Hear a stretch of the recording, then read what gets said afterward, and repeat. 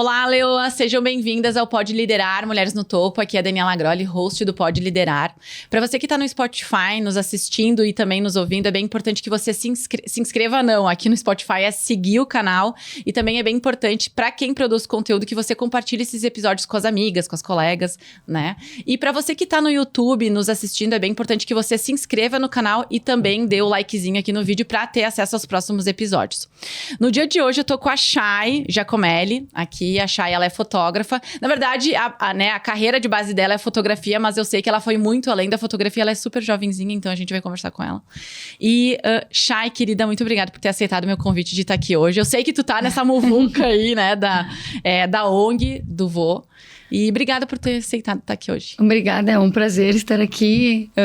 Acredito que vai ser muito válido tudo que a gente vai conversar hoje. Estou muito feliz. Obrigado mais uma vez. Chay, primeira coisa que eu queria, conversar contigo, falar sobre... Não vou seguir uma ordem cronológica, né? Geralmente é o que eu sigo, mas...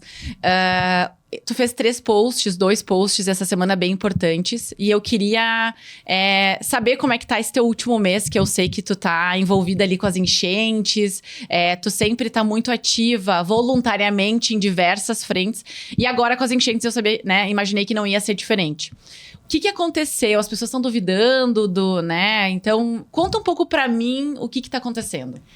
Então, quando eu entrei nessa missão, eu sonhei 3 dias antes da enchente. Eu tive um sonho que eu estava me afogando na lama, né? Então, foi algo muito forte.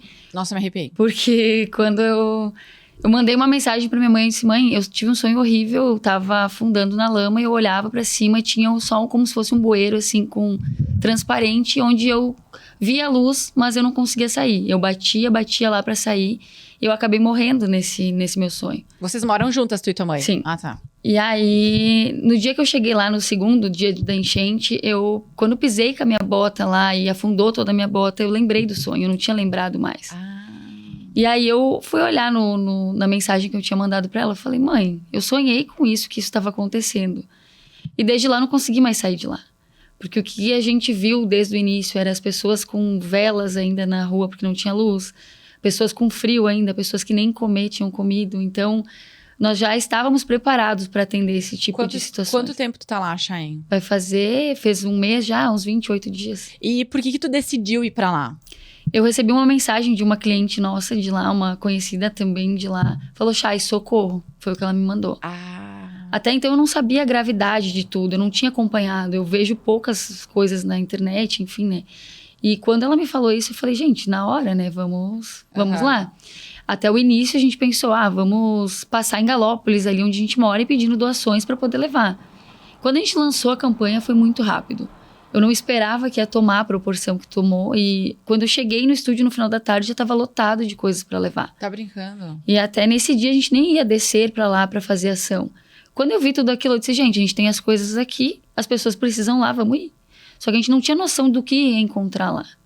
Então, quando a gente chegou, as casas destruídas, assim, no meio da rua. Quem que foi, Chay? Foi tu, tua mãe? Foi eu, a minha mãe, os nossos voluntários. A gente foi uns 10 nessa primeira etapa, assim. Lotamos os carros, lotamos uma van e fomos pra lá com tudo no carro, tudo pronto. Comida pronta, velas, água, bastante água. Vocês sabiam que precisava levar? Na verdade, foi a intuição, assim, maior, sabe? De pensar assim: como que vai ser numa situação dessa? O que a gente pode fazer pra ajudar? Para amenizar um pouco o que está acontecendo. Então, ali a gente saiu com o coração aberto para isso. A gente, chegando lá, a gente fez uma oração, pedindo para Deus nos guiar até as pessoas certas. E lá a gente encontrou muitas pessoas que fizeram a gente não desistir. E tu escolheu alguma cidade? Porque não foram várias, né? Sim. Tu escolheu alguma cidade? Teve algum critério de escolha? No início, a gente encontrou Roca. Foi o primeiro que veio na cabeça, né? Então, depois a gente começou a atender todas as regiões. Então, onde as pessoas mandavam mensagem para nós que tinha situações assim, a gente ia. E como a gente mapeou o lugar foi olhando ali no mapa e procurando a encosta ali do rio para descobrir onde a gente podia atender. Porque no centro de tudo tinha muitos voluntários atendendo. E a nossa ideia era atingir pessoas que não tinham atendimento, que as pessoas não chegavam, não ia chegar a tempo de um atendimento rápido. Então, o nosso critério era esse: atender todos os tipos de pessoas que precisavam de um acolhimento nesse momento, né? Qual que era a cena quando chegou lá? Era filme de terror, assim, era terrível. O que era?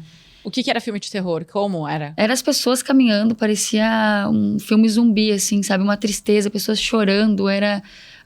as casas, assim, com as pessoas com um pouco de fogo na frente da casa, assim, fazendo fogueiras para se aquecer, cuidando para não serem saqueados do restante que sobrou. Pessoas desesperadas de fome, atacando as coisas de fome. Então foi um cenário que, assim, não tem como esquecer e não tem como abandonar. Porque a gente se coloca no lugar das pessoas, né? Imaginando a nossa vida lá. Foi tu que postou o vídeo de uma amiga tua. Eu vi alguém postou, não sei se foi tu que postou o vídeo de uma amiga que perdeu a casa. Foi tua amiga? Isso, eu vi, acho que foi tu que postou, então. Os avós dela, era onde o rio fazia a curva, que eles falam, foi onde o rio entrou. E a casa dela ficou do outro lado, só ficou o telhado. Eu vi que ela achou uma foto dela quando ela era criança, né? E foi bem forte, assim, porque eu fico imaginando, assim, eu que trabalho com a fotografia, fico imaginando as lembranças, né? Porque foi tudo, não são só bens materiais, são memórias. Tudo, memórias. Então, assim, as pessoas estão lá reconstruindo, mas é uma reconstrução de tudo. E eu fico pensando, né? Eu não consigo nem mensurar e nem imaginar como é que deve ser. Mas, tu começa da onde, né? Não tem. Tu perdeu tudo. Daí tu começa a dar... O que tu faz primeiro? É a situação que ela fala pra gente. As pessoas falam, tá, mas vocês podem recomeçar. Mas vai recomeçar sem ter um terreno. Vai recomeçar sem ter um valor pra conseguir recomeçar. O psicológico tá muito abalado. Não tem por onde começar. Cara, não tem nem água pra tomar. Nada. Não tinha nem água pra tomar. Nada. Tá, e essas doações, óbvio, né? No início, eu acho que foram doações mais materiais e depois veio a ser o tal do Pix, não foi? Isso. A ideia do Pix já surgiu desde o início, por quê? As doações no início sempre são bem significativas, né? E aí, conforme o tempo vai passando, as pessoas acabam doando menos. E o que a gente pensou de início? Vamos pedir os Pix para ver o que falta, o que não vem de doação para a gente comprar. Então, de primeiro momento, usamos todas as doações que a gente recebeu, conforme vinha a demanda de situações lá, porque todo dia o cenário muda lá. Então, um dia é uma coisa, outro dia é outra. Então, a gente não tinha como entender tudo o que estava acontecendo. E nem o que ia precisar ali na frente, né? Aí, então, agora que diminuiu um pouco de doações, a gente usou o dinheiro de uma forma consciente. Não adiantava a gente comprar coisas que já tinha lá, sendo que depois de 15 dias ia faltar. Então, as nossas compras são de 30, 20 mil reais. E são compras bem grandes, assim, para levar para abastecer 2, 3 dias. Então, a gente levava na sexta, sábado e domingo a gente fazia uma força total, assim, com 200, 300 voluntários para entregar. Então, nesse momento, a gente já separava as coisas. Coisas que o pessoal já que tinha como cozinhar, cozinhava. E pessoas que não tinham esse fogão, coisas para cozinhar, para poder consumir no momento. Então, já ia bem organizado. A gente tem um QG aqui em Caxias, que eles fazem já uma primeira triagem das coisas. Que é ali na tua sala? Isso, do ladinho ali a gente conseguiu uma sala emprestada. E antes foi no estúdio, só que ficou pequeno para tudo que a gente estava recebendo. Então a gente conseguiu... Sim, porque eu vi bastante gente divulgando, né? Sim, aí agora elas fazem a triagem ali, conforme a gente pede, né? Eles mandam caminhões para lá com as cargas, com as pessoas também para fazer... os atendimentos. Onde é que começou os percalços desse trabalho voluntário, assim? Porque deveria ser fácil, deveria ser tranquilo fazer um trabalho voluntário, né? Então a gente teve muitas situações lá que foram bem difíceis. Chegamos com a primeira carga de Caxias pra lá, onde a gente perdeu tudo. Por quê? Isso que eu não entendi. Eu vi que tu postou, mas eu queria entender o que aconteceu. Teve um problema com prefeitura, com essas coisas, que até falei pro pessoal, assim, pros voluntários. Quando a gente chegou lá e levou todas as coisas, a nossa ideia era essa, chegar em pessoas que não seriam assistidas logo. E foi o que a gente fez desde o início. Só que, infelizmente, eles nos bloquearam várias situações. Em dois pavilhões a gente precisou abandonar. Só que o que eu combinei com os voluntários? Gente, nosso propósito aqui é ajudar, não entrar em polêmica. Porque se a gente postasse todo o material que a gente tinha, iria entrar numa polêmica gigante e ia atrapalhar todo o nosso trabalho. E o nosso trabalho era ajudar as pessoas, independente de tudo, era ajudar. Então, a gente não quis entrar nessa polêmica, envolver política, envolver um monte de coisa, porque a nossa ideia sempre foi trabalhar sem ajuda política, né? Então, ali eu falei, gente, ou a gente entra numa briga, ou a gente faz o que a gente veio fazer, trabalhar. Porque, ok, perdeu a carga, mas em algum lugar ia ser utilizado aquilo. Então, assim, nossa boa intenção foi feita. Até as pessoas me cobraram muito sobre valores da ONG.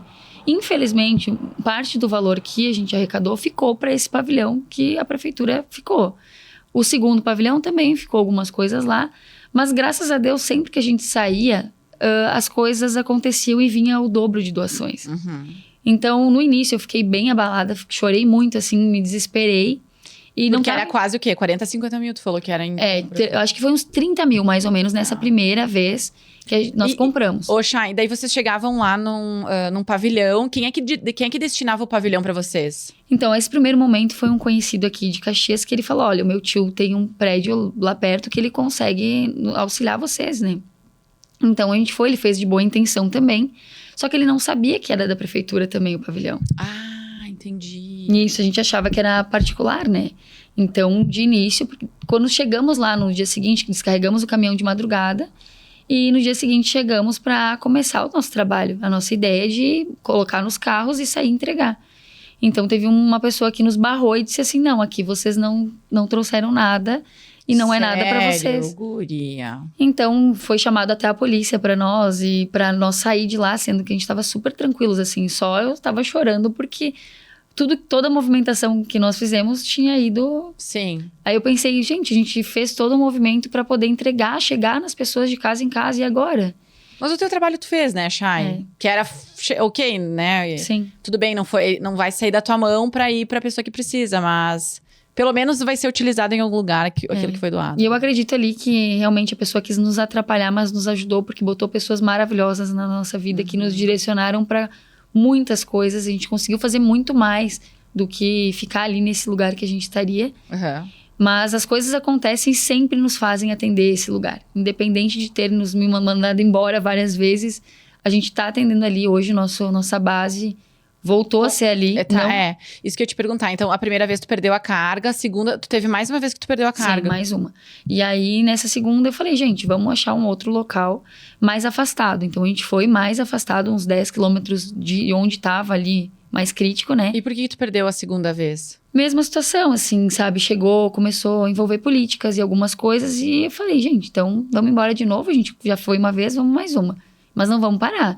Porque eles queriam muito que a gente parasse em algumas situações. E eu falei, não, a gente tá aqui por uma missão, a gente vai cumprir. Então, eu sou muito insistente, né? E eu falei, não, vamos lá. E aí, os voluntários todos também dispostos a começar do zero de novo. Até não divulguei pro pessoal no início tudo isso, para evitar questionamentos e nos atrapalhar na missão mesmo. Sim, porque tem bastante seguidor, né? Também. Sim, e aí acaba atrapalhando. Então, eu falei, vamos começar de novo. Então, lá a gente ficou até essa semana, faz uns 3, 4 dias que a gente saiu desse local, porque eles precisam do pavilhão. Mas nos acolheram, assim, a gente conseguiu fazer um trabalho incrível lá. Conseguiu fazer o que tu estava premeditado a fazer. Sim. Aí agora, o que acontece? A nossa ideia inicial era fazer a festa das crianças no domingo, Pois eu me lembrei que tu sempre faz, né? Isso. Então, a nossa ideia era fazer essa festa no domingo lá e encerrar por um tempo as atividades. Mas tivemos várias provas também, várias coisas que Deus falou, não é preparar. Então, conseguimos esse pavilhão lá mesmo, onde foi, no Navegantes, que eles chamam, né? Onde foi totalmente atingido. Até esse pavilhão que nos cederam agora não tem luz ainda. Então, assim, a gente limpou ele faz 2 dias. E lá é um bairro que não está sendo muito assistido. Tem muita gente lá que precisa de ajuda. Independente do que fazem, do que são, do que, sabe? A gente não está olhando para isso. Está olhando para pessoas, para as crianças. Sim. Então, ali eles nos cederam de coração, assim. A carga que a gente levou de um pavilhão para outro foi a luz de velas, assim, dentro do pavilhão. Sério? Para conseguir fazer o nosso trabalho. Até a festa das crianças, a gente tá atrás de gerador, né? Pra ver se consegue botar brinquedo inflável. E tu vai fazer lá daí? Lá. Não lá vai em fazer Caxias, aqui? Tá. Nos dois. Lá em Caxias, onde? Aqui em Caxias também. Ah, tu vai fazer aqui em Caxias e lá. E lá, Tá, então, aqui em Caxias vai ser na semana que vem, né? Perto do dia 12, ali, um pouquinho mais. E pra mais crianças que lá... Aqui a gente atende 1.500, 2.000 crianças. E lá nós vamos atender, acho que umas 1.000, assim, é a ideia. Que legal.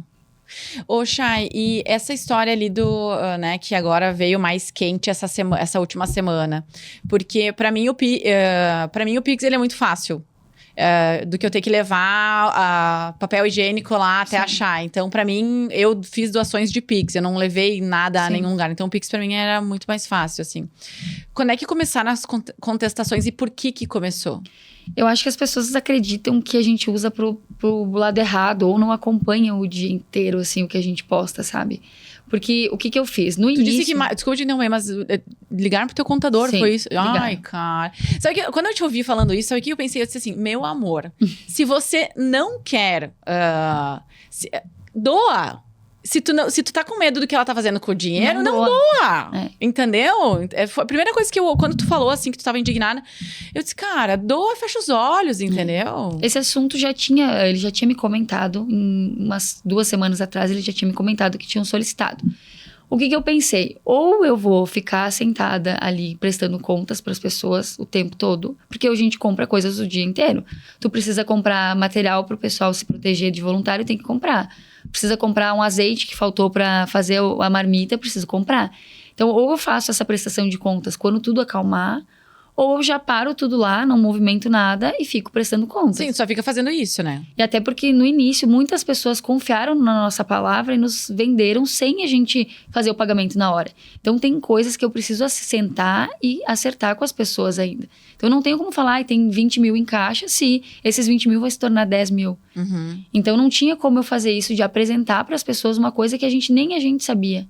Então a nossa prioridade era atendimento, fazer o atendimento e jamais enganar alguém, porque senão a gente não estaria nesse trabalho voluntário. E é isso que eu te falei, Guri.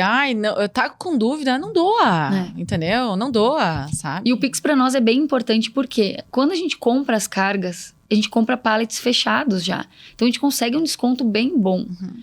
E as pessoas não entendem às vezes que, mas vamos usar o Pix para quê? Para o que precisar. Se voluntário precisar, às vezes o voluntário tá ali trabalhando o dia inteiro, precisa comer. Como é que tu vai dizer não pro voluntário e vai tirar do teu dinheiro? Uhum. Tipo, a pessoa tá ali o dia todo trabalhando, não tem como. Ônibus, deslocamento, comida, almoço. Nós tivemos muito pouco as pessoas que fizeram trabalhos gratuitos de ônibus, por exemplo. Nós pagamos muitos ônibus para poder levar voluntário, com o valor da ONG.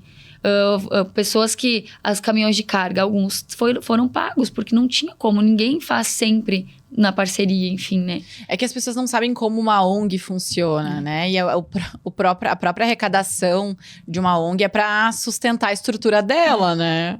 Até quando a gente comprou a Kombi, foi também uma coisa que as pessoas não gostaram muito. Só que no meu carro, às vezes eu tava só com 2 carros lá, o meu e mais um. Para tu fazer uma carga para levar para as pessoas, o meu carro em 1 minuto esvazia. Uhum. Então não tinha como.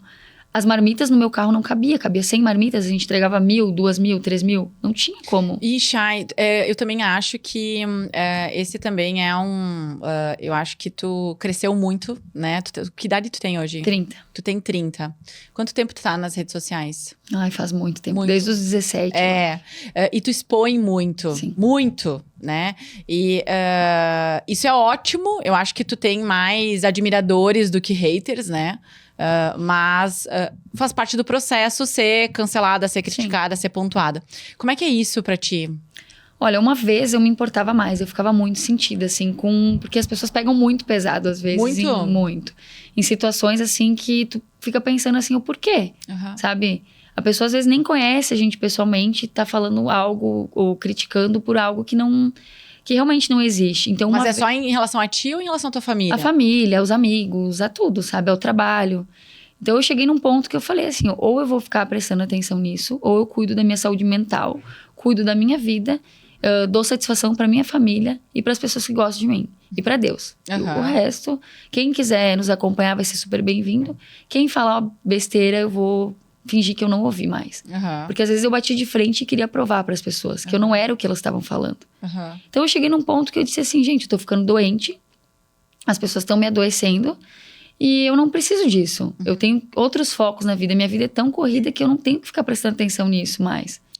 Então, assim, o que me preocupa é os meus pais, os meus amigos e Deus. Então, isso que te amadureceu de alguma maneira. Sim.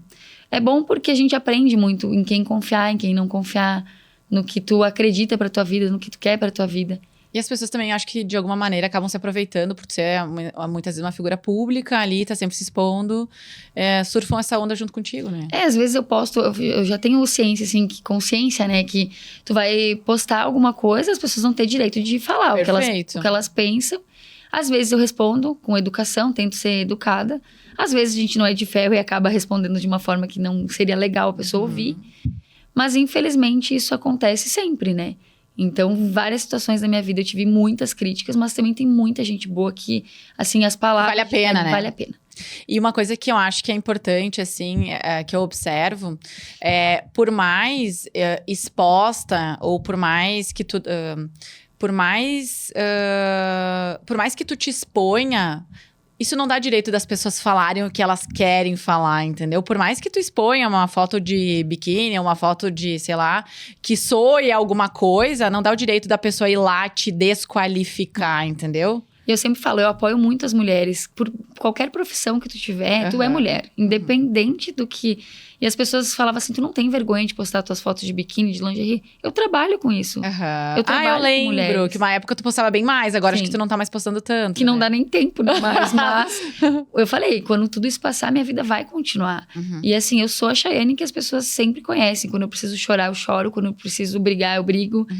E quando eu tô feliz, eu compartilho. As pessoas julgavam muito. Ah, mas tu trocou de carro. Por que tu vai postar? Porque foi suado. Não foi ninguém que veio aqui, ó, tá um presente aqui pra ti.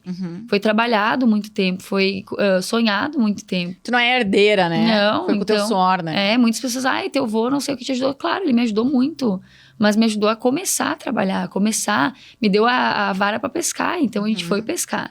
Não foi algo que... Sou muito grata por tudo que ele fez, tudo que ele nos ensinou a fazer, mas a gente tá aí trabalhando dia a dia, chove, temporal, granizo, às vezes granizo até na cabeça a gente já levou.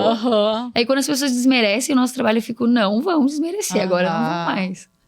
E Chay, como é que surgiu esse desejo pela fotografia? Então, eu sempre gostei, né? Só que sempre me fotografei. Nunca tinha fotografado pessoas. Quando eu tive as crises de pânico, de depressão, que eu fiquei um tempão, Que assim... idade tu tinha, Chay? 16, 17, eu acho, por aí. 16. Começou o pânico. Isso. Então, desde os 5 anos de idade, eu já sofro com isso. Pela perda da minha avó e tal. Então, já vem de lá. Mas desencadeou bem forte com 16, 17 anos.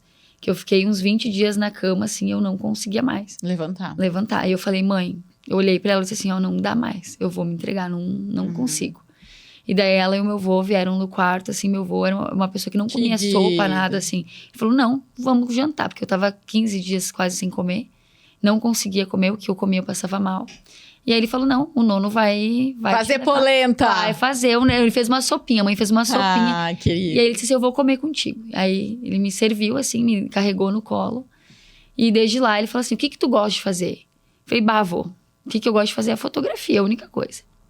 Então o vô vai te ajudar a comprar uma câmera e tu vai trabalhar. Eu disse, tá, mas como vou trabalhar? Nem sei fazer, Você estudava ainda, Chay, na escola? Estudava, parava, porque eu não conseguia ir. Eu ficava mais em casa, assim, não tinha...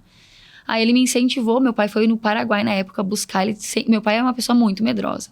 E mesmo assim ele falou assim, eu vou, ele se perde em Caxias, né? E foi. Aí quando ele voltou assim, eu nem pensava na câmera, eu pensava, meu Deus, ele conseguiu voltar. Porque ele é muito medroso, assim, de tudo. Inseguro. E aí eu comecei a me motivar, assim. Aí a mãe voltou a estudar, porque eu era uma pessoa que eu não conseguia nem estudar mais. Aí eu fiquei... Cara, minha mãe tá estudando. Eu ajudava ela a fazer o tema dela. Falei, não, eu vou ter que voltar também, né? Ela me incentivou a voltar a estudar. Aí iniciei a faculdade. Tá. Iniciei. Mas não dei sequência, assim. Fui uns 2 semestres e falei, cara, eu acho que eu gosto de outra coisa e eu vou fazer isso. Então, ela sempre me incentivou a voltar, a batalhar.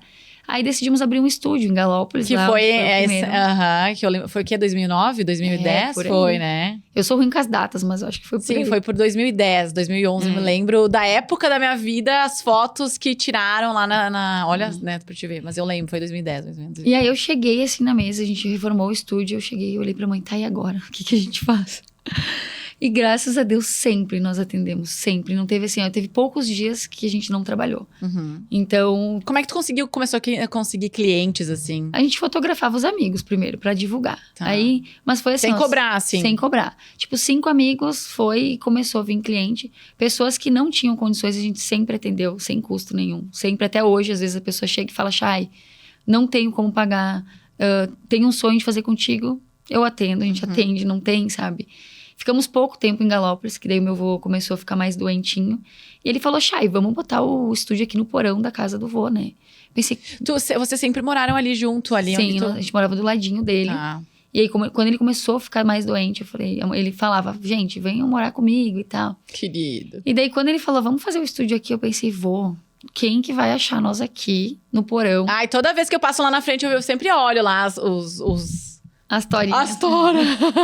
Aí eu falei, não, quer saber? Por ele nós vamos ir. Se não tiver cliente, tudo bem, né? Tu já tinha esse vínculo mais próximo com ele? Já. E aí eu falei, vamos lá. Aí nós encaramos isso, assim, como um desafio, né? Porque é no meio do mato, tem minha casa, um boteco, uma igreja e 2, 3 vizinhos ali, 2, 3 casas. Eu pensei, gente, da onde que as pessoas vão me achar aqui? Então, as pessoas às vezes viajam 12 horas pra fotografar com nós. Então, agora nós temos o estúdio também no centro. Sim. Só que tua foto, ela também não é... A tua fotografia, ela não é tanto de estúdio, Não. né? Me parece mais ao ar livre, assim. Porque a gente gosta de proporcionar para as pessoas experiência. Não é só uma fotografia. É um momento que a gente participa da vida delas, que é pra sempre. Tanto que elas retornam pra Retornam tipo, ter fotos delas de outro momento, da outra fase da vida delas, né? Porque a gente se envolve com isso. E também o nosso tempo é o que a gente vende, é o nosso tempo, né? Porque fotografia todo mundo vai poder fazer. Mas tu tá ali com a pessoa, tu vive um momento, tu compartilha com ela um momento, às vezes, mais especial da vida dela. E pra nós também, a gente se torna, às vezes, muitos dos nossos clientes, a gente se torna amigo. Uma proximidade importante, né? Bem importante. Então, antes da pandemia também a gente conseguia tomar um café, sair jantar. Com a pandemia afastou um pouco. Sim. Porque era diferente, né? O atendimento tinha que acontecer, mas de uma forma mais reduzida, assim. Chay, naquela época que tu teve pânico ali, depressão, tu chegou a fazer uso de medicação, de medicamento? Ou só a terapia deu conta? Fiz. Só que aí eu sou uma pessoa que, né, sou meia... Assim, tomo um dia, não tomo outro. A doutora Mayra que me perdoe por escutar, mas ela sempre me ajudou muito, assim. Ela me dava medicação, aí eu fazia, doutora, será que eu tomo? Não tomo? Ela, toma, que vai te fazer bem. Fiz o tratamento por um tempo, me senti melhor e aí abandonei por conta. Ela pode me xingar depois. Mas... Porque a gente sabe que a doença mental, ela tem algumas fases que sim, dá pra sustentar com atividade física e terapia, mas chega um patamar que não dá. Não dá mais, tem que medicar por um período, né? Ensinar o neurônio ali funcionar como ele tem que funcionar e depois... Mas hoje eu acho muito importante, porque se hoje eu precisasse fazer algum tipo de tratamento, eu... E a tua opinião, ela é muito importante, porque ela dissemina muito, né? Até o meu pai, a gente conseguiu fazer um tratamento com ele, que foi bem difícil ele aceitar. Homem, né? Mas graças a Deus, assim, eu tô muito orgulhosa, muito feliz, porque... Ele tá bem agora? Tá bem, graças a Deus tá bem. E graças ao remédio também, que ele topou tomar. Então, assim, as pessoas às vezes têm preconceito com o remédio. Eu tinha. E aí agora eu vejo que a importância, porque às vezes sozinho numa situação tu não consegue sair. E eu sempre falo assim, né? Assim como o teu pâncreas às vezes não produz a insulina suficiente para a diabetes, o teu cérebro às vezes não consegue produzir o que precisa para se sentir bem. Então se tem o recurso pra usar, perfeito. Pra que sofrer, né? Pra que sofrer? Eu sempre falo isso, pra que sofrer? Eu falo pra ele assim, eu quero te ver feliz, independente se é com remédio, se não é, tu precisa ser feliz. E nós também, a gente tem esse direito de ser feliz. Né? E não é falta de Deus, né? Não. Às vezes as pessoas desconfiam e falam assim, muitas vezes eu ouvi, tu tem tudo, por que tu tá assim? Isso é o que eu mais ouvia. A questão não é ter tudo, a questão é tu não conseguir enxergar isso dentro de ti. Tu tá tão confusa com algumas situações que tu não enxerga isso. Tu quer sair disso e quanto mais tu te cobra pra sair disso, tu não consegue. E as pessoas ficam te julgando ali, te machucando, porque não, tu tem que melhorar. Tu precisa melhorar, tá? Mas como? Eu achei uma minha melhora com a natureza. Eu amo a natureza. Então, quando eu tava mal, pegava o carro, sentia o vento, botava uma música, tomava banho de cachoeira, ia ver o sol, tomava banho de chuva. E isso me ajudou muito a me encontrar de volta. Eu sempre falava, eu me quero de volta. E eu sempre falei isso. Às vezes, quando eu tô meio perdida, assim, tá, mas quem eu sou? Quem é a Chayane que é feliz? Quem é a Chayane que precisa ser grata pelas coisas que tá acontecendo? E tu teve consciência o suficiente pra buscar resposta dentro de ti, mas chegam muitas vezes, as pessoas, elas estão num patamar da doença mental que elas não conseguem ter nem racionalidade e recurso pra conseguir chegar nessa resposta. E a importância da família, assim, dos amigos, da família, é muito fundamental pra tudo acontecer. Porque sozinho, a tua mente não vai funcionar. Então, se tu tiver... Muitas pessoas chegavam até mim, Chay, como que eu posso fazer? Muitas vezes escutei histórias de pessoas falando em se suicidar. E eu fiquei horas conversando com elas, sem conhecer a pessoa, tentando passar minha experiência pra ela não fazer isso. E deu certo. Sim, ajudou. A tua história ajudou. Ajudou. Chay, e hoje, assim, a tua renda, ela não vem só da fotografia. Hoje, como é que é a tua vida profissional hoje? Só da fotografia. Hoje é só fotografia.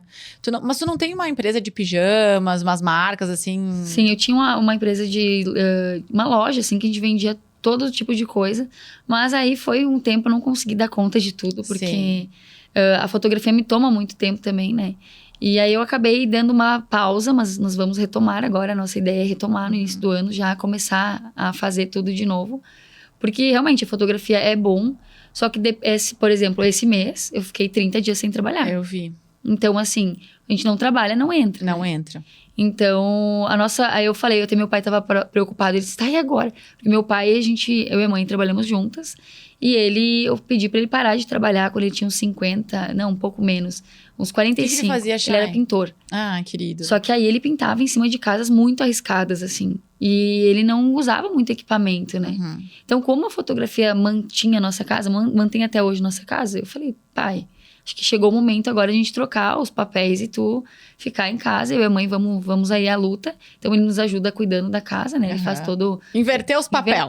Inverteu. Ou já que sai pra trabalhar. E ele fica em casa nos ajudando. Aí ele faz o almoço, ele cuida da casa, cuida dos bichinhos, né? E ele não se importa, assim, super deu certo. às vezes ele fica tipo, ai, para de trazer cachorro, né? Porque a gente tem 10 cachorros e um cavalo adotado, né? Ai, meu Deus. Então ele fala assim, ó, parem de trazer cachorro que eu não aguento. Tá me dando muito trabalho. Mas ele gosta, ele se sente útil também, né? E ele é muito importante também pra gente conseguir fazer esse movimento. Claro, né?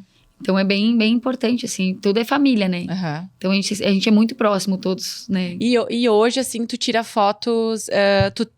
tu atende uma pessoa por dia? Como é que funciona? Depende, assim, como tá o mês, né? Tem meses que a gente faz 1 ou 2 por dia. E agora diminuiu bastante, porque eu não consegui mais focar e divulgar o nosso trabalho, né? Então, sempre que a gente divulga, consigo atender bastante. Mas aí agora a gente deu essa pausa, né? E quero retomar agora com tudo, mostrar o nosso trabalho para as pessoas, porque isso que faz a gente também se sentir bem, né? Uhum. Ali fazer esse trabalho voluntário é maravilhoso, porque a gente ajuda as pessoas, mas também o que faz a gente ficar forte, que dá o ânimo para fazer tudo, é a fotografia, que foi o que salvou, E né? tu precisa estar bem para conseguir ajudar outras pessoas também, né? E quando eu volto de lá, eu vou atender, assim, me renovo, vou para lá de volta carregada, assim. Sim. E querendo ou não, tu e tua mãe acabam se responsabilizando pelo sustento, né? Então é importante... Essa ajuda entre todos, né? Isso. E tu imaginou que a tua carreira, ela chegaria onde... Tu imaginou que tu ia chegar onde tu chegou? Na verdade, eu nunca pensei nisso, sabe? As pessoas falam assim, fotografia... Vocês ganham bem? Porque isso é ótimo, tu tocou num assunto que eu queria te perguntar, porque a fotografia, tipo assim, não é uma carreira de 10 tem sucesso. Não é que nem na administração 10 administradores vão conseguir emprego em algum lugar aqui em Caxias. Sim. Mas fotografia, ou tu dá certo, ou tu não tem meio... Isso é uma opinião minha, Sim. né? Ou tu conhece, ou tu dá super certo, ou não tem um meio termo ali. Tem um caminho até tu chegar, Sim. mas...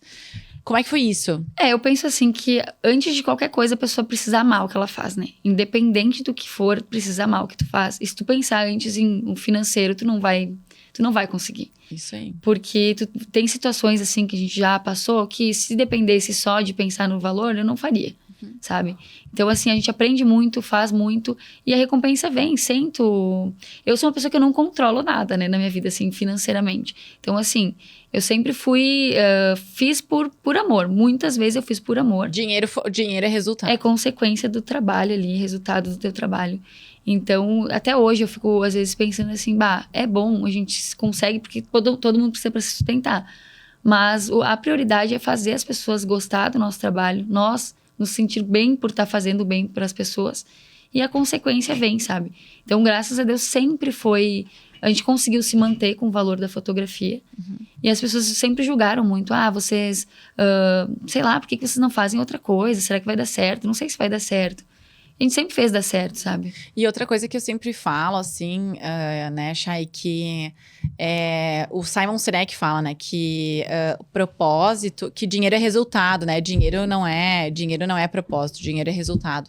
Então, às vezes a pessoa pensa em tanto, né? Às vezes acaba escolhendo a carreira para ter um resultado financeiro, quando na verdade o que vai te trazer resultado financeiro é um ótimo trabalho. E um ótimo trabalho tu vai desempenhar quando tu ama o que tu faz, quando tu se sente realizada, né, com o que tu faz. E eu sei que tem fotógrafos muito melhores, sabe? Com uma luz melhor, uma edição melhor que a minha. Mas eu acredito que as pessoas que nos buscam se identificam com o nosso trabalho, com o nosso estilo. Porque assim, às vezes a gente acaba nem postando o nosso trabalho pronto. É só os vídeos dos ensaios que a mãe faz.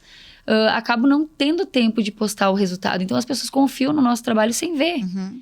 E é isso que é importante, porque eles se identificam, às vezes elas escolhem as gestantes. Nos escolhem antes de engravidar. Uhum. E quando elas chegam, elas falam, Chay, vocês já eram escolhidas antes de pensar em engravidar. Antes de eu ter o meu esposo, eu já tinha decidido que seriam vocês. Uhum. Então, assim, é muito bom tu ouvir isso. E aí a pessoa, a gente se identifica com elas, cria uma conexão incrível. Eu acho que não é nem pelo a Chay, né? É a conexão contigo também. Tudo aquilo que tu mostra, aquilo que tu vive, né? Os teus valores. Eu acho que isso também é o que faz com que a pessoa compre de ti também, eu acho. Porque eu não consigo ser um personagem, sabe? Quem me conhece, assim, tanto pessoalmente como... Eu sou muito intensa em tudo que eu faço. Então, eu não consigo ser meio termo, né? Se eu tô feliz, eu tô feliz. Se eu tô triste, eu tô triste. Então, eu não tenho meio termo. E no trabalho também é isso. Eu me dedico 100%. Se precisar entrar no rio, ficar lá horas molhada dentro do rio com a cliente, eu vou fazer. Até porque, para elas, é uma experiência diferente. E se eu não me propor a fazer o que elas estão fazendo, por que elas têm que fazer? Então, às vezes, elas ficam tão felizes de ver que a gente tá dentro do rio com elas. Porque é para ser uma experiência legal para elas. E para nós também. Perfeito. Tu sempre foi espiritualizada ou isso aconteceu, assim? Eu sempre tive muito o exemplo da mãe, né? A mãe é uma pessoa muito forte, uma pessoa que sempre acreditou muito em Deus. E sempre me passou muitas coisas sobre isso. Então, teve um tempo que eu perdi a fé quando eu perdi meu avô. Eu falei, tá, Deus, o que é isso? Por quê? Sabe? E eu tive muitas provas. E a mãe, por todas as coisas que ela já passou na vida, ela teria que ser a pessoa mais sem fé, se fosse pensar. E ela foi uma pessoa que sempre acreditou muito, sempre fez com que a gente acreditasse muito. Ela é uma pessoa muito positiva. Ela chega de manhã... Otimista. Ela vai lá e abraça até a árvore, se for preciso, agradece. Então, às vezes eu falo, mãe, que pique é esse? E eu perguntava pra ela, o que te sustenta? Ela, só Deus. Então, ali eu comecei a pensar que eu precisava... Tem um exemplo dentro de casa, né? Sim. De agradecer. E até hoje eu vejo. Ela tá, às vezes, triste. Ela vai lá, faz a oração. Então, o exemplo dela foi que me... E tu sabe, desculpa te interromper, Chay, agora tu falando sobre isso, que tu falou, né, que ela reza e às vezes, né, me lembrei de um estudo que, eu não lembro o nome do científico, mas ele falou que uma das coisas que mais ativa o lobo frontal de uma pessoa em relação ao otimismo, em relação à perspectiva de vida, em relação a conseguir realizar as coisas é a oração. A oração. Eles fizeram uma, não é uma cintilografia, é uma ressonância magnética da pessoa rezando e ali se comprovou, assim, várias coisas. E até nesse caso ali das enchentes, a gente sempre faz uma oração. A gente dá as mãos, a gente ora para que Deus nos leve nas pessoas certas, para dar tudo certo, até para nenhum voluntário se machucar, para as pessoas voltar a ter fé. Porque muitas lá tão sem fé já. Até a gente, às vezes, chega, o que é isso? Sabe? Parece que é uma mentira o que está acontecendo lá. Aí questiona, Deus, por que permitiu isso? Sabe? Então, ali é muito importante esse poder da oração, do abraço. Muitos voluntários chegavam, assim, acabados e assim, se abraçavam, ficavam... faziam oração um pelo outro, sabe? Então, isso é muito importante. E ver a mãe, assim, a mãe nunca desiste. Eu nunca vi ela falando assim, eu não quero mais. Ela sempre fala assim, preciso descansar, mas a gente vai de novo. Sabe? Ela nunca quis interromper a batalha, assim. Então, é isso que eu sigo dela de exemplo, sabe? Ela é a pessoa que mais te inspira, assim. Sim. Não tem. Ela é uma pessoa... E a tua avó, assim, que tu falou que tu... desde criança, assim, quem que foi tua avó? Tu lembra bastante dela? Eu lembro. A avó era a esposa... Porque, assim, as pessoas acham que o meu avô, o nono que eu falo, é pai da minha mãe. Não é. É do teu pai, né? Do meu pai.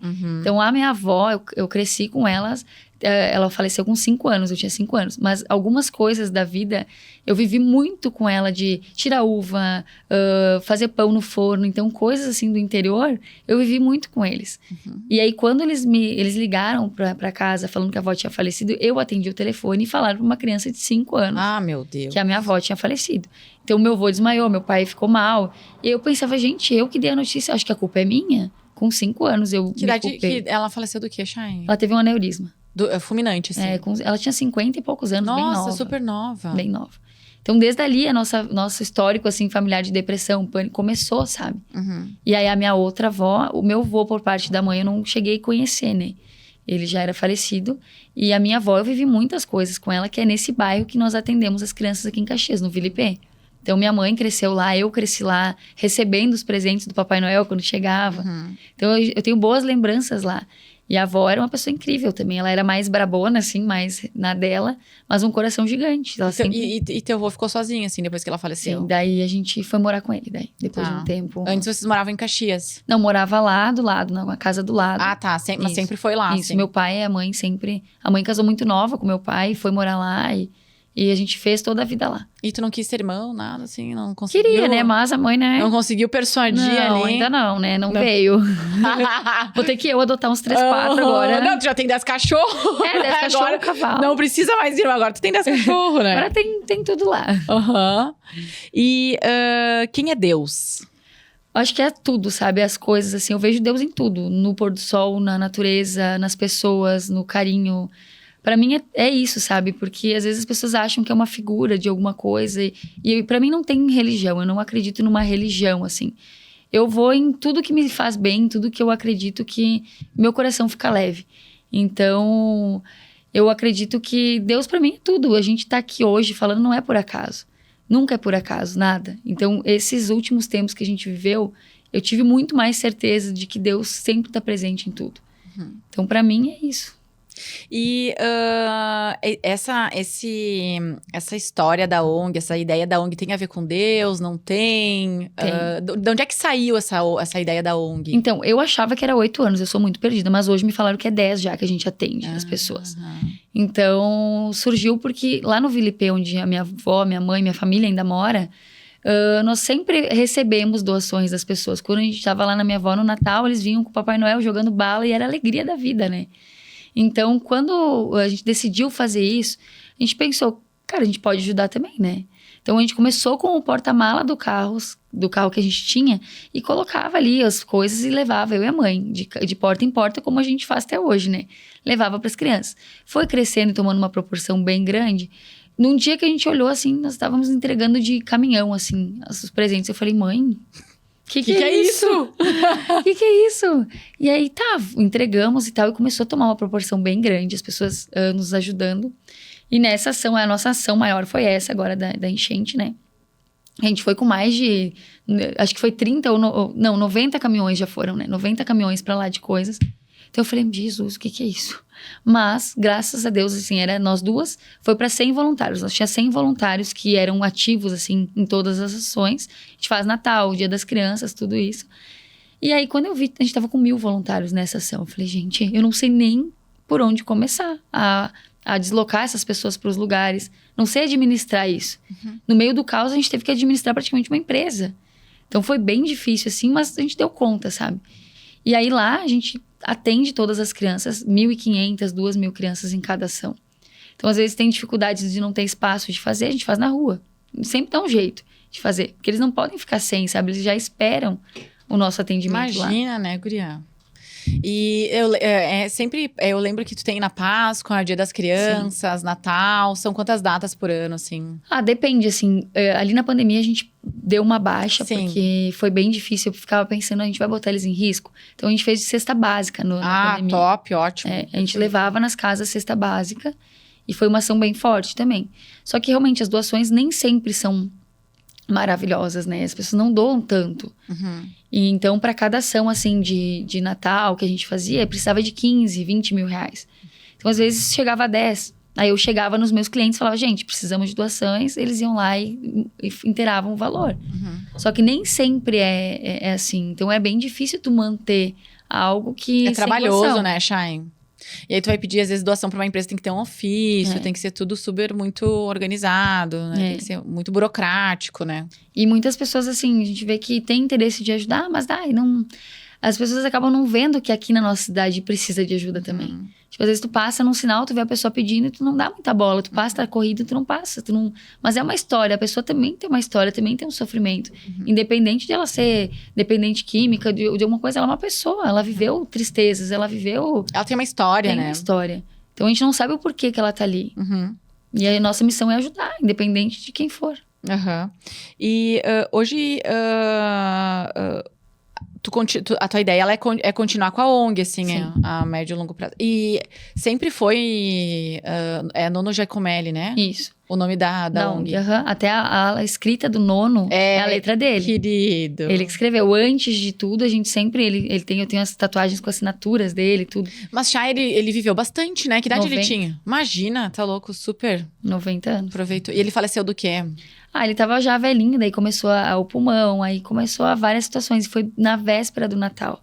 Então não tinha médicos no hospital. Entendi. E aí ele faleceu no dia 1º, na virada do ano. Mas ele já tava internado? Não, ele internou no Natal e daí ele faleceu no ano novo ali. E aí foi muito difícil também, porque ele era uma pessoa incrível, né, pra todos nós. E aí, bem num dia de festa, assim, foi bem... As pessoas, a maioria que gostavam dele, estavam viajando. Sim. E aí eu falava, Deus, me dá um sinal que ele tá bem, me dá um sinal. E lá em casa nunca tem vento, né? Aquele dia, eu na frente da porta da igreja, assim, o meu cabelo, o vento batia no cabelo, assim, voava o meu cabelo. Aí todos que chegavam, nossa, mas hoje tem vento aqui, né? Obrigado, Deus, tu tá me dando a resposta. Que tu precisava. Então, eu sei que hoje eu consigo falar mais tranquilo sobre isso. Mas ele sempre falava, você é teu anjo da guarda. E várias vezes eu tenho sinais dele. Me arrepiei. E ele falava, antes ali dele vir a falecer, ele tinha consciência, ele falava sobre morte, ele falava sobre a partida? Falava, ele já tinha avisado a mãe até que ele ia até um tempo, porque teve uma situação que ele queria conhecer o Mar Azul, que eu falo, que ele via as fotos. E aí a gente levou ele pra lá, ele ficou ruimzinho. Qual que era o Mar Azul? Lá em Bombinhas, ele queria conhecer Bombinhas.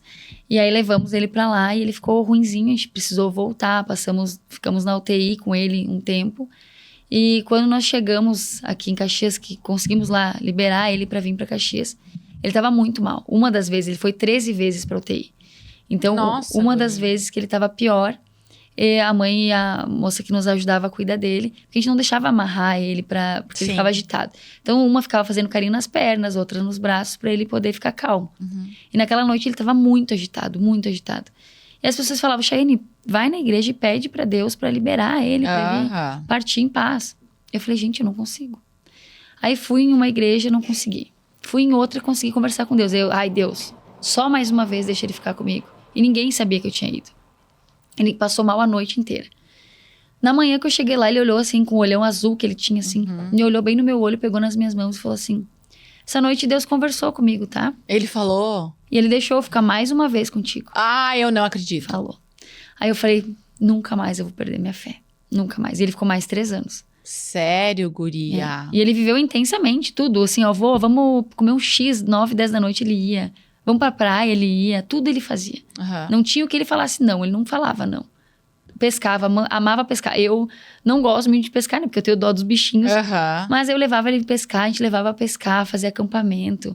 E aí ele ficava assim, realizado, sabe? Tu sabe que quando meu pai faleceu em 2015, né? E naquele dia... E meu pai já tava cansado, na verdade. Ele tinha problema, né? Ele era renal crônico, ele tinha problema de saúde. E diferente, né? Do teu vô, assim, ele era super jovem, né? Ele não tinha vivido uma vida inteira. E daí, naquela semana ali que ele tava... Ele foi perdendo a vida, assim. Ele não morreu. Ele foi perdendo... o brilho, assim, aos pouquinhos. Que nem uma estrelinha, ele foi perdendo. E no dia que ele faleceu, eu lembro que na época eu tava voltando do estágio, assim, na Visate. E eu tava super angustiada, assim. E eu conversei com o motorista. E ele disse assim, o motorista falou assim, Dani... Olha, né, nunca tinha conversado com o cara, mas eu precisava conversar com alguém e eu falei com o motorista da Visate. Ele disse assim, se ajoelha, chega em casa e pede pra Deus fazer o que é melhor pra ele. E, nossa, cheguei em casa, pedi, né, pra Deus fazer o que era... Eu sou que nem tu, assim, não tenho muita religião, não tenho muita... vou na igreja católica, gosto muito da igreja de Caravaggio, gosto muito do lugar lá. Mas eu acredito muito num tipo de vida, num estilo de vida, em pensamentos, né? E naquele dia eu pensei, assim, me ajoelhei e eu pedi pra Deus fazer o que era melhor pra ele. Se era pra, né? E é difícil, porque a gente acaba aceitando que talvez a coisa não vai ser, o negócio não vai ser que nem a gente gostaria que fosse, né? Que é ficar longe da pessoa que a gente mais ama naquele momento, né? É egoísmo da nossa parte, né? Muito! Porque a gente vive tão bem com eles, as lembranças, assim. Eu tenho lembranças com o vô que, assim, nunca mais, não tem como esquecer. O presente maior era um abraço, um cuidado. Então, assim, eu falei pra ele, antes de ele morrer, né? Antes, assim, 1 ano antes. Falei, vô, eu vou levar o teu nome pra onde for. E muita gente vai conhecer... O que o senhor fez, o que o senhor era. Ele deixou um legado, né, Chay? E tu mantém vivo ele. Então, ele não partiu, ele continua... E hoje, vendo, assim, as pessoas que a gente fez a camiseta da ONG com as mãos dele. Porque toda a mídia da ONG é as coisas dele, fotos dele. a letra que ele escreveu, tudo dele. Então, assim, vendo na camiseta, no peito de todo mundo, com a mão dele, assim, as pessoas recebendo de dentro da Kombi, que a hora que abre a porta, abre as mãos dele, assim, para as pessoas receber. Foi algo que hoje, se ele estivesse aqui vendo, eu ia ficar muito, assim, feliz, porque ele ia querer estar lá junto, ele queria estar ajudando, ele sempre nos ajudou. E ver que tá chegando nas pessoas com o nome dele, eu fico assim, ó, muito... Eu não tenho nem palavras, sabe, pra... Ele tá vendo. E eu acredito que... Sim. E ele sempre manda sinais, né? Porque a minha mãe recebe... A mãe, como ela é bem mais espiritualizada, ele sempre manda sinais como tá chorando. Não chora. Não chora, que senão a gente vai chorar também. E ele sempre manda sinais pra ela, assim, de formatos de corações, em tudo. Ela deve ter umas 200 pedras de coração que ela acha. No céu, ela vê coração, na roupa, no café. E ele sempre foi assim. Até na foto dele, que eu tenho a tatuagem aqui, no olho dele tem o coração. Então, assim, todos os dias ela acha um coração. E, assim, é muito louco, sabe? Pra quem não acredita... Mas, assim, ó, quem acredita sabe que é real, sabe? E a gente sente ele muito presente em tudo. Muito. Eles estão presentes. Eu acredito muito nisso, assim. Não talvez explícito da maneira que a gente acha que deveria ser, mas ele sempre... Eu não vou contar a história inteira, porque ela é longa, mas meu pai faleceu em junho, né? 5 dias depois do meu aniversário. E eu me formei em dezembro. E naquela semana, a gente foi fazer um teste lá para testar as músicas e tal, né, na graduação, na colação. E eu tinha pedido um sinal, assim, para Deus, assim. Eu queria saber como é que ele tava. E naquela semana, logo depois que um mês depois que ele faleceu, eu pedi esse sinal. E uma amiga minha dizia assim, Dani, deixa ele em paz. Deixa ele, né, descansar e tal. Eu disse, mas eu queria saber se ele tá bem. E aí, toda vez que eu ouvia, assim, uma música que ele gostava muito, eu disse, mas não é o meu sinal. É só uma música, né? Não, mas não é o meu sinal, é só uma música. Daí, no dia que eu fui fazer a colação, que eu escolhi fazer a mensagem aos pais ausentes, né? A mulher da Golo, ela disse assim, Dani, ele te escolheu. Mas não foi, o sinal, né, foi... quando eu fui entrar eu tinha 3 músicas pra escolher na minha colação. As 3 eu escolhi pensando nele, assim. Mas eu escolhi a minha música de entrada, uma música que eu gostava. E tinha uma menina que o nome dela era Cris. A Cris, ela tinha... Eu disse que eu não ia contar a história porque ela é extensa, mas eu vou contar. E a Cris, ela tem problema nas pernas. Ela não conseguia caminhar direito. E ela... Sempre o marido acompanhava ela. Só que na colação o marido não ia estar, né? Sim. E aí eu disse, Cris, de repente eu te ajudo, né? Eu entro contigo e tal. Pois fui testar a música dela. Não era a música preferida do meu pai, guria. Meu Deus. Eu disse, cara, esse era o meu sinal. Nossa, eu liguei, eu saí, eu disse, cara, esse era o meu sinal. Eu tinha certeza que esse era o meu sinal. Daí eu olhei e disse, Cris, tu gosta de Van Halen? Ela disse, sim, Dani, é minha música preferida. Meu Deus. Então eu entrei na música dela, que era a música preferida do meu pai, e entrei no meu nome também, né? Meu Deus. E eu disse, cara, era meu sinal, né? Então meu pai tava ali me presenteando e né, sei lá, parabenizando de alguma maneira.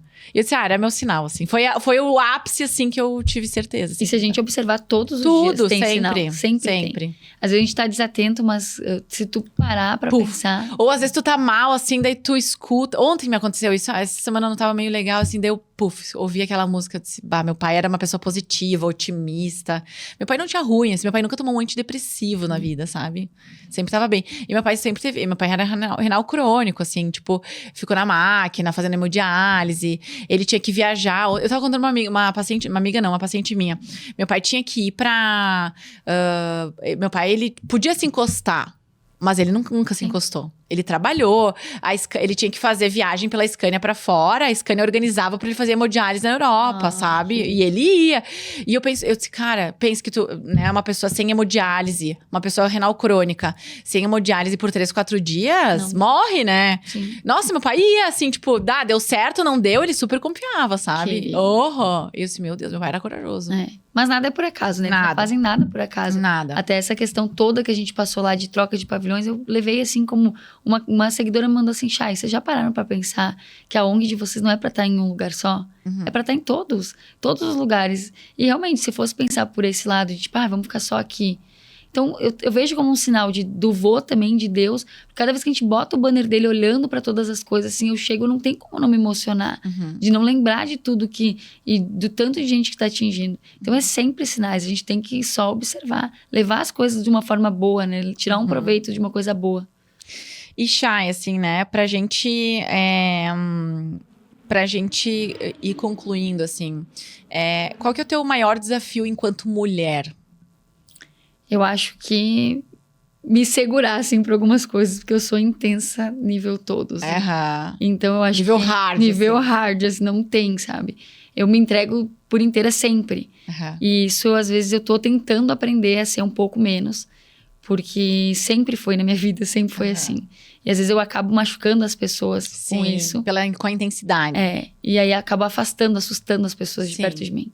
Então eu tô tentando, acho que esse é o meu maior desafio, assim. Faz terapia? Não, parei a terapia também, tenho que voltar.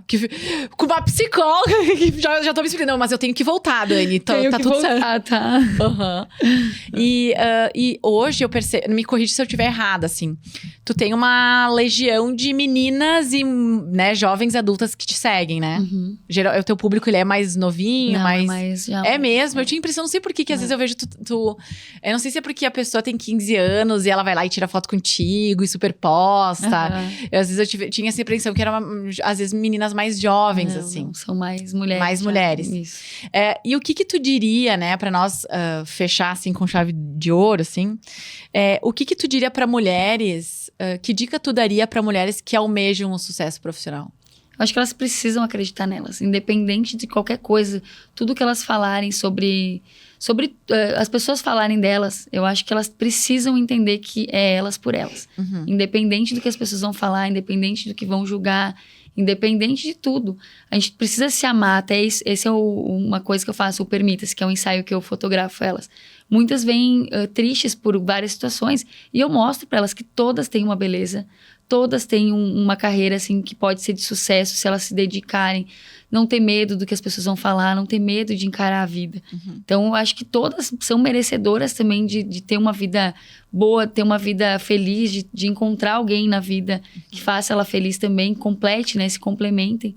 Porque às vezes a gente entrega a nossa felicidade pro outro e não é. A nossa felicidade é nossa, é só nossa. Ótimo.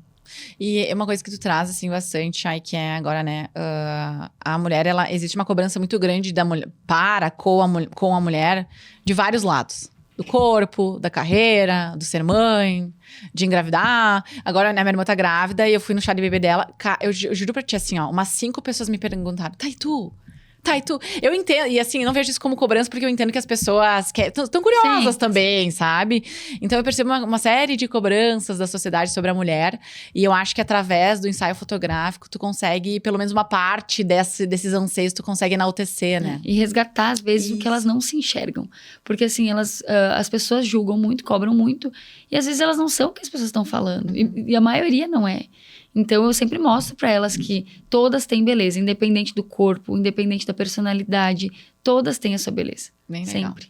Chay, deixa pra nós o teu Instagram, do Nono, o teu também. A gente vai deixar marcadinho aqui embaixo e daí vai ficar digitadinho. Tá, então o meu Insta é @ChaianeGiacomelli. Tá. E o do Nono é Nono Giacomelli. São separados? Isso, então, separados. Né? Eu postei bastante coisas dessa tragédia no meu pessoal, que tinha um alcance maior, né? Claro. Então, agora eu vou alimentar um pouco mais o da ONG. E ainda existem doações para... Precisamos ainda. Ah, legal. Ótimo, né? Quem puder doar, acho que é bem importante, né?